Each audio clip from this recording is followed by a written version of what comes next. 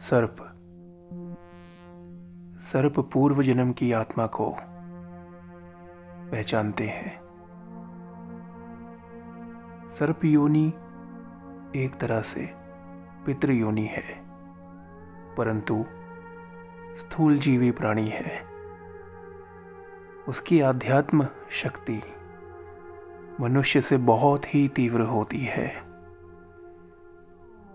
गड़े धन पर आत्मा सर्प बनकर रक्षक का कार्य करती है और उस गड़े हुए धन के वंशज और असली हकदार को अन्य जन्मों के बाद भी पहचान कर धन प्रदान करती है।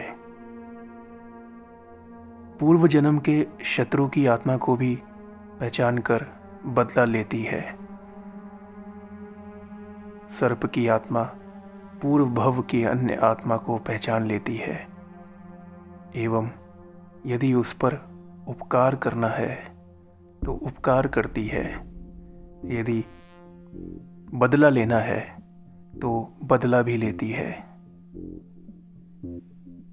राजस्थान के नागौर जिले में ऊंचामान जगह है जिसका रेलवे स्टेशन नारायणपुरा नाम से है। स्टेशन से शहर कुछ ही दूर है और धर्मशाला भी वहां बनी हुई है।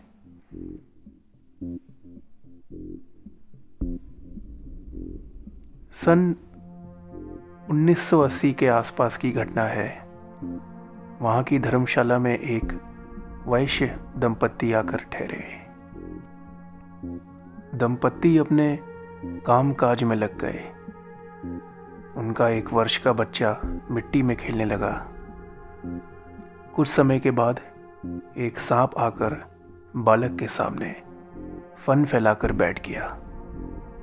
सांप अपना फन बालक के सामने नीचे करता और बालक उस पर मिट्टी उठाकर डाल देता।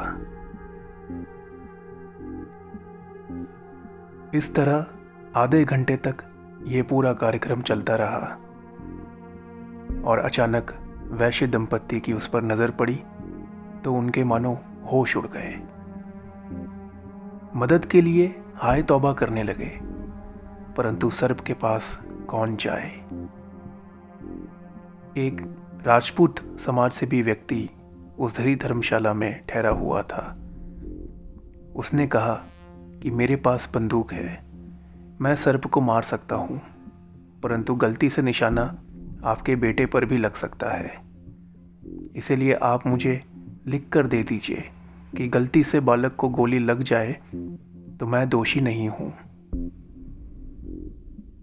वैश्य ने सोचा कि बालक को सांप कभी भी डस सकता है, इसलिए बालक की जान तो वैसे भी खतरे में है, अतः राजपूत को प्रयास करने दिया जाए। यही सोचकर उसने एक पत्र पे हस्ताक्षर कर दिए। राजपूत ने निशाना साध कर सर्प को मार दिया। सर्प को मृत समझकर उसे झाड़ियों में यूं ही डाल दिया गया। रात में रेगिस्तान की ठंडी हवा से अर्धमृत सर्प के शरीर से चेतना आई। उसने धर्मशाला में पहुंचकर उसी राजपूत को डस लिया। प्रातः जब राजपूत को मृत पाया गया तो मानो कोहराम समझ गया।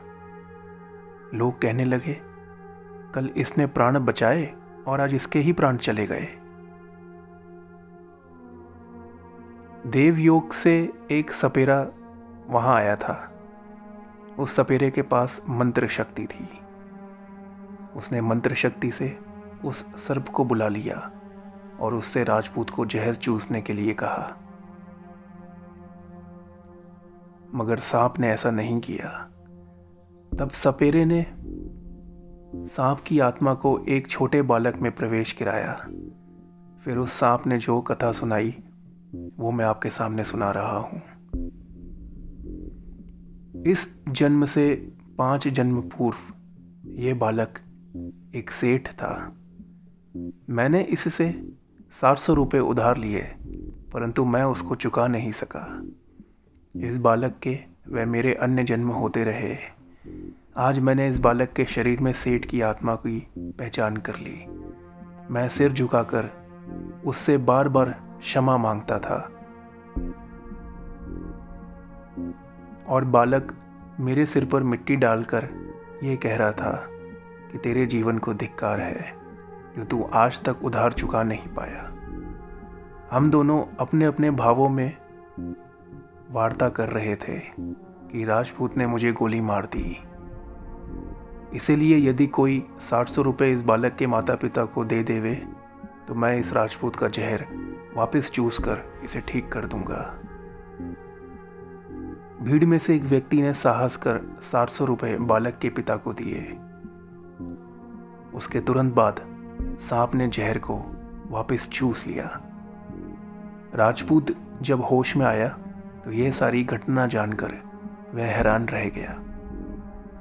उसके मन में विचार आया कि मेरे जीवन को बचाने वाले का मुझे भी कर्ज उतार देना चाहिए, अन्यथा कहीं मेरे साथ भी किसी जन्म में ऐसी घटना ना हो जाए। तो फिर उस महान राजपूत ने अपना ऊंट बेचकर ऋण को चुकाया।